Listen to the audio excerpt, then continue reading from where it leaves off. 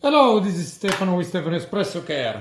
I'll be showing you how you can replace a steam valve body on a Pavoni lever machine, regardless of the modern version, well, apart the Romantica, which is actually a lot easier.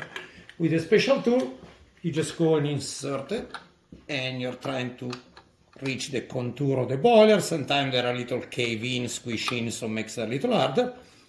And regardless if you have an additional screw-in handle to help you or not, you can just unscrew the body like so. Once you are doing this operation, and before reinstalling a new one, it's always recommended, of course, to buy a new washer and nut as well.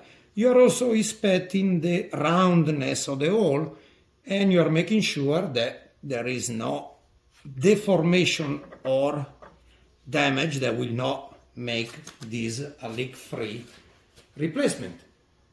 Once it's tight again, position it flat and do a pressure test.